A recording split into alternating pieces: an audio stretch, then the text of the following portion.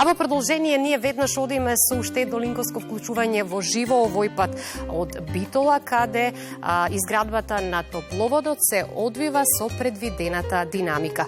Повеќе детали и сликата од таму ни ја пренесува Александра Максимовска. Александра, добар ден и за тебе.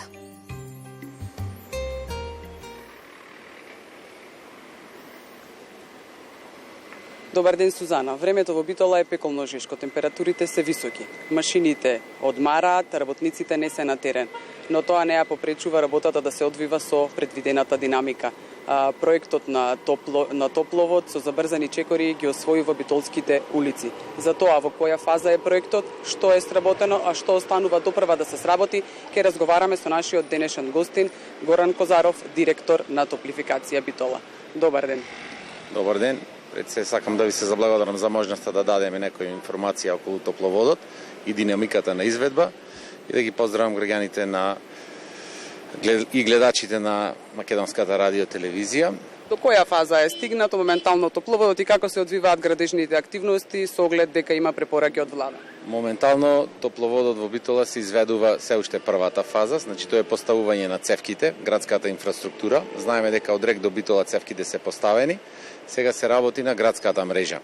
Градската мрежа од вкупно 10 километри, која треба да биде инсталирана во градот, инсталирани се приближно 50% од истата со различни профили, DN500, DN200, DN80.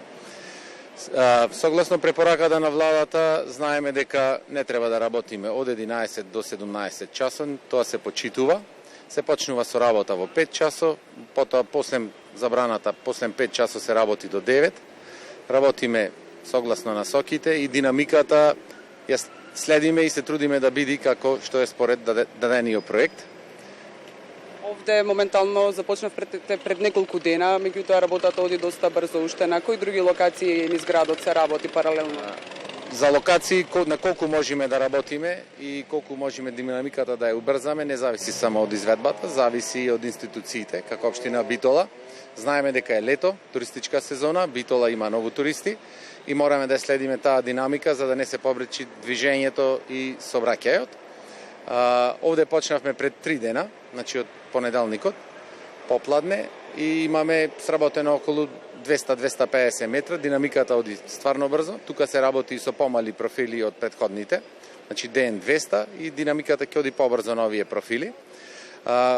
Работиме и на други две локации, значи работиме на влезо во Битола, под реката Драгор се завршија прелазите.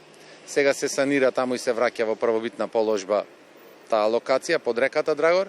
Работиме на улицата Партизанска. При крај сме со работа на профилот кој е најголем во овој проект DN500 и од вртењето, како што го викаат битолчани, на кај Кам или на Крушевска република во касарната, потоа продолжуваме со помал профил према кружниот тек пред Веро. Така, многу од граѓаните стравуваат и негодуваат дека се зборува дека Рек ќе се затвори, па што потоа со топловодот, дали тоа ќе се одрази на овој проект? Околу затварањето на Рек има разноразни шпекулации, не би сакал, не е тоа моја област, не би сакал за тоа да коментирам, но еве да ги ослободиме и граѓаните и да дојди до нешто, до некои прекини. Топловодот е така испроектиран што пред градот, каде што ќе биде таа бустер станица, оттаму може да се грее целиот град, значи тоа се 100 мега, кој може да ги задоволи таа подстаница градска и оттаму можат граѓаните да се топлат независно од Рек. Секако тоа ќе измени цената на коштање, која се уште е во фаза на пресметка, колку би чинела кога би ја земале моментално енергијата од Рек, а колку ќе чини енергијата од бустер станицата, тоа не можеме сега да го пресметаме, тоа зависи во тој момент, бидејќи ќе биде на газ, еколошки, тогаш ќе треба се прават тие пресметки доколку се зема енергијата од таму. Значи и проектот ќе се продолжи, Топлификација ќе врши достава на топлинска енергија до домовите независно од други фактори. Ова е еден од најголемите капитални проекти, се споредува со ЈП Стрежево, со Рек, во поново време. Колку е тој значаен, освен што граѓаните ќе добијат топлинска енергија, кои се другите бенефити од него? Видете, овие проекти кои се под државна капа, пред се е придобивката за граѓаните.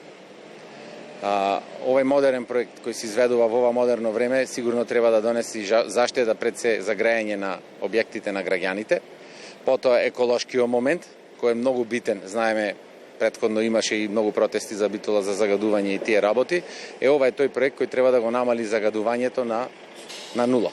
Тоа значи дека моменталните 35 објекти кои треба да бидат покриени како и детектирани во претходно како најголеми загадувачи во градот Битола ќе бидат на еколошко гориво топла вода донесена од рек Битола.